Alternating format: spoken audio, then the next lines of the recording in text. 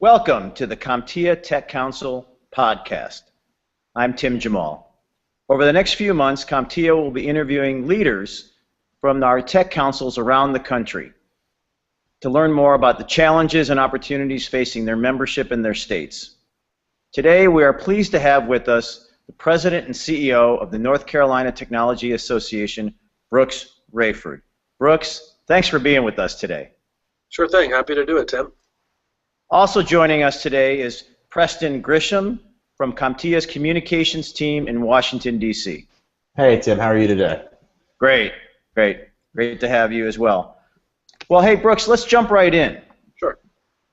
Tell us a little bit about the mission of the North Carolina Technology Association. Well, our mission is to support and nurture the tech sector in North Carolina, plain and simple. And I guess our vision would be that North Carolina is the premier state for anyone associated with the tech sector, whether that's a company, an institution, a knowledge worker, or anyone else attached to the sector. So, Brooks, what is some of the membership composition there at the North Carolina Technology Association? What kind of companies do you have featured, and what areas of the state are they located? Great question. We are a statewide association. We have a headquarters in Raleigh, which is the capital. We, in the last 2 years, have opened a regional office in Charlotte. If you're not familiar with North Carolina geography, Raleigh is sort of the middle of the state. Charlotte is south, near South Carolina, about 3 hours apart, but they're the two largest metros in the state. It won't shock you to learn that most of our member companies also happen to be in the orbit of those metros. But we have members across the state, so about 750 member companies and organizations and institutions. I use that phrase because we are an open membership association. Anybody can join. We're not geared toward individuals, although if you are a retired person or someone who's in professional transition, or let's say a consultant, you can join that way. But ordinarily, it's a company or an organization. So a little over half our members are tech companies, just like you would think of, large brand names all the way down to small and medium-sized companies. Another large chunk are professional services firms, so law firms, accounting firms, PR firms, and the like. Another large chunk would be our nonprofit, government, and educational arena. All of them combined kind of form a large combination. The last category is sort of other, basically everyone else, and we use the term tech consumers. This could be retail or healthcare, life sciences, companies that are not themselves tech companies, nor are they professional services providers, but they use technology to do what they do, and that's everybody. So there is a way for any company of any type to join. As a result, although we have a technology bent, our membership roster looks like a pretty strong Chamber of Commerce list. Oh, very good. Fantastic. Well, Brooks, you mentioned you are a statewide association, so I'm interested to hear a little bit more about the economic climate there in North Carolina. I know that CompTIA recently issued a cyber states report and included a breakout on North Carolina, and I think you have some data as well. Tell us, what is the climate like in North Carolina right now for the tech industry? It's very good. We have some hot spots. We've talked about two of those. The Triangle region, or the Research Triangle region, as most people may know it, is the home of the Research Triangle Park, which is one of the nation's oldest and largest research parks, but also home to 3 research universities, NC State, UNC, and Duke, which are in very close proximity, also pretty unusual.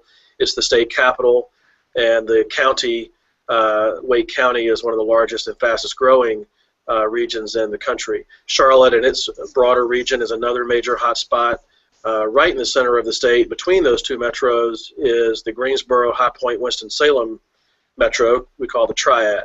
So that corridor from the Triangle down through the Triad down to Charlotte really is where the population is for the most part.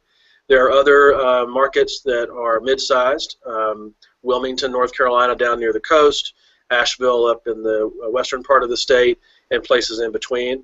The economic environment is good here. Some states have one major metro and then everything else is much smaller. North Carolina is a fairly large state. If you look at a map, it's sort of long, left to right, pretty long state. And we have a couple of large metros and quite a few medium-sized ones. So our population does have some spread. and there is economic health across the state as a result of that. Our tax rates have been reduced of late. We have a very, very competitive tax structure. Our overall tax burden has historically been low anyway, and now it's even lower.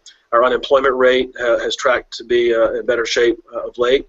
Our unemployment rate among tech workers or knowledge workers is very low, almost non-existent. Wages are strong. We just did a national survey and found that North Carolina is the #1 state in percentage of its tech workforce that's female. So that's a strong area for us. And lastly, we're a state that has, I call it the triple play. We have a good pipeline. We're generating a lot of graduates who are coming into the job market and have the skills necessary. That alone doesn't solve the talent demands. We also have very strong existing knowledge workforce, work base here. So that's also important to companies that are coming here because there's always churn and you want to attract employees who might be transitioning.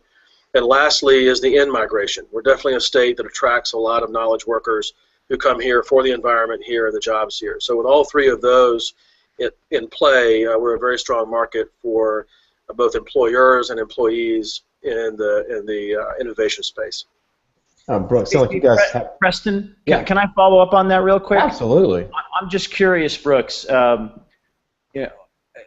You know, you mentioned that the workforce development efforts are working fairly well in North Carolina. I'm wondering about the cost of living. I know in places like California, New York, and Boston, with the high cost of living, it's often difficult to provide or to find housing where, you know, mid-level tech employees or even some senior level employees to find affordable housing. Is that a challenge in North Carolina? No, it's a competitive advantage. We still, in all there's those indexes out there that show where you are as a city or a municipal area or a metro area in terms of cost of living for housing or cost of living generally as compared to average across the country. And we rank very competitively there. We're at or below the cost of living in most places. Anecdotal evidence abounds. I hear from people all the time who move here from either Silicon Valley area or the Northeast, where either cost of housing is very high or property taxes are very high or a combination of the two. And they're always shocked at what they can buy here for what they have left over from selling their previous home. The other thing we hear more and more about, and I'm sure you do too, is the more and more that technology makes working remotely or working collaboratively possible without having to be dependent on where you are, the more it becomes possible for people to live where they want to live and still work. And when you have a climate like we do with the 4 seasons and you have the mountains and the coast and you're pretty well situated in terms of air travel on the East Coast and able to get to D.C. or Atlanta or the Northeast or across the country easily, it becomes a destination of choice for quality of life purposes, and people still can have the kinds of careers they want to have. Yep. My mom was out on the far western side of North Carolina in Boone. I'll definitely agree. There's plenty of space out there as well. So move and do grow some businesses. You talked obviously about the environment, the abilities, the companies that are doing there. For your members that are part of the NCTA, what are some of the key programs and services that you provide your members as part of this membership? That's a great question because we recognize that our members are companies and organizations, but the employees of those companies and organizations all then have member privileges as a result. It's all about people, all about what value you're driving to those individuals in their daily work and daily life. So we have an array that wouldn't sound all that unusual. We have large conferences and events during the course of the year. We have smaller, more intimate sessions that are maybe breakfast series or other kinds of gatherings that might focus in on a particular topic in a particular region so that people who are local to, say, the Raleigh area or the Charlotte area or Wilmington or other places can go to programming that's in their neighborhood, in the neck of the woods they live in, and hear from speakers or panels we put together there. We also use the power of technology to create virtual communities. So whether it's something as simple as LinkedIn groups or other kinds of platforms, we allow people who have a real interest in topics like talent, which we just talked about, or mobility, which is a major topic now, how mobile technology is affecting the way people work and live. We have another interest group around public sector vendors, those companies who sell to the state and work with the state officials who procure and deploy IT within state government. We have interest groups like that that can be convened virtually or empowered virtually, as well as to meet as needed. Lastly, we've really started to focus more and more of our programming on featuring users of technology. When I first came to the association about 7 years ago, and we're about 22 years old now, I have to admit a lot of the programming, and we were hearing this from our attendees, might be vendor heavy, solutions providers heavy, talking about their solutions and how good their solutions were. And there's a place for that, and that's actually part of why we exist, is to highlight our vendors and what they offer. Right. But we really started to purposefully feature users of technology, and by that I mean CIOs, CFOs, CEOs, anyone in the C-suite, HR leaders, you name it, operations leaders, to talk about the problems they had, how they'd address those problems, what challenges they might still face and be looking for solutions to help address, and so forth. Have them on stage, not necessarily technologists, but have them on stage talking about how they're using technology to address their business problems, how to reach customers more effectively, how to increase the average ticket from a customer purchase, all those things that technology can help do. And then the audience, which is full of peers of theirs who are also interested in those same topics, or vendors who have solutions to address some of those challenges, really equally benefit regardless of their perspective or who they represent on hearing that sort of insight from real life, real-time users of technology. And so we call ourselves a tech association, but we exist not just for the tech industry, but for all of those who want to know how technology affects business and affects operations. Yeah, I think that's fantastic. I mean, you're seeing more and more companies today that are moving, some of their legacy servers in their basements to cloud providing, just saving them money, making their life easier. And the ones that are doing it, that can share that with other people in that industry is very promising. So, Brooks, we saw there's some media attention recently what Time Warner Cable is trying to do in terms of boosting internet speeds in Charlotte. Is this at all, what is your sense of this? Is it helpful to, for example, startup companies and then, or entrepreneurs? And also, I mean, Charter Communications, what looks like to be a merger or acquisition of Time Warner by Charter, how's that going to impact this effort? Sure, absolutely. So a couple things on that note. The Triangle area where I live and work myself, and where the headquarters of the association is, has been a target market for a number of the brands you just mentioned, and Google and others, to roll out their latest and greatest service, whether it's the next iteration of 3G and then 4G and then so on, or whether it's higher speed internet or fiber-based gigabit internet speed. So it's great to have that sort of reputation, because companies will pick the Triangle area or the Charlotte area or other areas of North Carolina as among their first rollouts, which is a great thing for our state, great thing for entrepreneurs and others who depend on some of those technologies to do what I mentioned earlier, which is to work remotely and do so effectively as though they were in a building that had all the latest and greatest connectivity. You might have seen that Google announced that the Triangle area and the Charlotte area were two of the most recent regions to be announced as future gigabit cities or gigabit regions for Yes. Google Fiber, and we're the only state so far to have 2 sites named. Charter and Time Warner Cable, much like all of the cable companies, tend to have be very territorial in how they are laid out. So the expectation here is there won't be tremendous effect on current employees of Time Warner Cable, which is a major player here and a major corporate citizen here.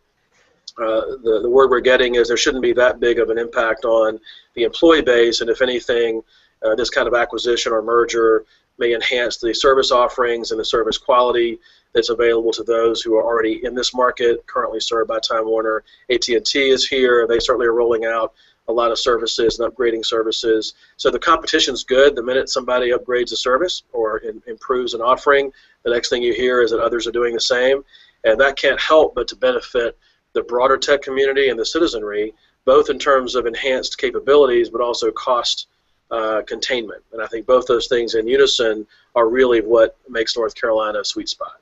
No, that's fantastic. I'm jealous. I wish we had a level of competition sometimes to drive those in pricing. So I know you talked about the programs and services. Let's kind of dive in a little bit to the public affairs side. As Yep. here in Washington, we spend a lot of time. What are some of the key issues there that are facing North Carolina technology companies? What are your members telling you that they would like to see done, not only at the state level but also at the federal level? Sure. So as most state associations do, our primary focus is on state public affairs. We partner and have for some time now with CompTIA as our federal policy partner, and that's been a great partnership and one that we've benefited from tremendously. I know I have, and our members have as well. At the state level, I would say some of the issues that are front and center are around business climate. So tax policy, regulatory environment, patent reform, which also has a federal component, education. I tell you, if you ask tech leaders in this state about the more important policy issues at the state level, they're less likely to mention some of the more self-serving ones that you might think they would mention, like tax and regulatory. They're very quick to mention education. We have a reputation as being a strong education state. We have one of the largest and strongest community college systems and a very successful public university system and a very strong and vibrant independent college or private college network. So among all of those and other allies combined, there are a lot of avenues to skill development and educational attainment. So that goal of having a very strong education system, one that is reliable and consistent and produces the kinds of graduates that we need, is really, really important to our civic leadership here, and so that's always a high priority. Of course, STEM is a big part of that. Do you hear from your members that they're having they struggle to try to find and fill some of these high-skilled jobs in North Carolina as well? Sure do. On two ends, I think on entry level, there's a challenge getting people to want to go into the field. Certainly, there's a concern about diversity within the field. It's just not. North Carolina, I mentioned, ranked well in the percentage of its tech workforce that's female, but it's still disproportionately low compared to the male-female balance of population. Minority involvement in tech fields is embarrassingly low. There's a lot of national attention on that, and we certainly are not immune to that here. So there's a lot of focus on helping to not just drive numbers, but to drive a breadth of types of folks from different backgrounds, different experiences, to be able to find career paths.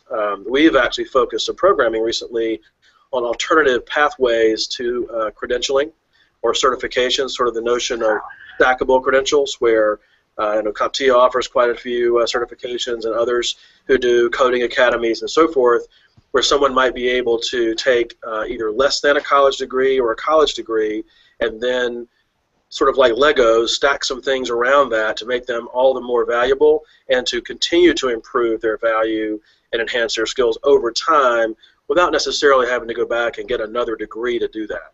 So that's something we've actually focused putting a spotlight on, and our members are very interested in that and very involved in that. I'll segue to one of the federal issues that also has state impact, and that's patent reform. As you know, it stalled at the federal level there for a while. So we were among the states that decided to try some things at the state level. We led the association movement here to make a move on patent reform, sort of to attack the patent troll issue. We partnered with our Attorney General here, who's a Democrat, and the Republican-led legislature to create a package of reforms that did pass this past session. So we've at least made some improvement there, and we've helped lend our voice through CompTIA and others to some of the federal efforts that are underway. Immigration is another example of that. Yeah, and we are finally seeing at the federal levels patent reform start to move. The last couple of weeks have been very busy in committee hearings on patent reform, and I think we've even got a couple bills in committee this week moving further. I think one of the interesting things about that, I don't know that I should name names just yet because it's not formalized, but it's a fairly nonpartisan issue ordinarily. Sometimes things get caught up in the partisanship of the operation of the Senate or the House, but in terms of philosophically, we're fortunate that our industry is widely well regarded, and people understand the importance of innovation. So what I was going to mention a moment ago is there's a fairly prominent conservative senator and a fairly prominent liberal senator in the United States who are looking to team up on some patent reform legislation or amendments, and it just shows, I think, the bipartisan interest in nurturing the innovation sector. Yeah, we agree with that, and it sounds like NCTA is really doing a fantastic job bringing together the whole ecosystem there in North Carolina, and congratulate you for that. So I'm going to wrap things up here. I know you touched on it just now a little bit about the CompTIA partnership, but if you could maybe expand a little bit more, you know, the CompTIA has about 30 state and regional tech councils that are part of our grassroots alliance. Right. And, you know, because I know you're the head of the NCTA, but you've also been involved with Tecna, and you've been a leader nationally, I think, among your peers. Talk about the importance of the CompTIA Grassroots Public Policy Alliance. Sure. So you mentioned Tecna. Tecna is the Technology Councils of North America, which is sort of the virtual organization or umbrella under which all of the state and regional tech associations fall, and we're part of that. And I'm incoming as vice chair of that board. We have a strategic partnership with CompTIA to help with our advocacy work, and also just the organizational structure of our North American network of Canadian provinces and United States that have tech associations. So the reason this is valuable to us is, first of all, we don't have the bandwidth to follow it at a level of detail that CompTIA does what's going on at the federal level. That's one of the obvious things right off the bat that we benefit from. Secondly, as CompTIA develops policy positions, part of being effective at that is having a good field team out there to have their ear to the ground about things that might be bubbling up at the state level and that may become either a movement across states or transition into a federal issue.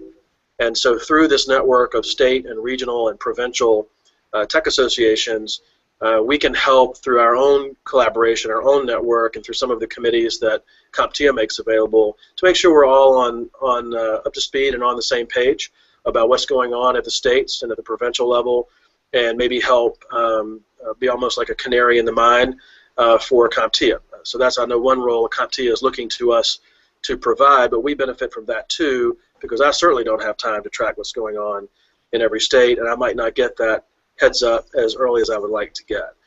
Lastly, we really benefit from the annual DC fly-in that CompTIA organizes, where many of us come to Washington. We meet with our own congressional delegations, but also, which we could probably arrange on our own, but then we also hear from chairmen of committees and major administration officials, FCC commissioners, and so on, who we may not be able to get an audience with, but because we're there through the CompTIA network and affiliation, we're able to spend time in a very intimate setting and a very conversational setting with these decision makers who we read about in the paper every day and see on the news, but have a chance to ask questions and give our insights directly. And I'll tell you, many times that leads to an opportunity to go after those folks to come to our states and visit with us and speak to our members. I've done that myself several times as a direct result of a connection made through CompTIA. So it's been a great relationship for us. Well, that's fantastic to hear. Well, I think this brings us to the end of conclusion of the CompTIA Tech Council podcast. Brooks, thank you so much for being with us today. Brooks, thank you so much. Appreciate your time. Well, thanks to both of you. I appreciate it very much. Look forward to talking soon.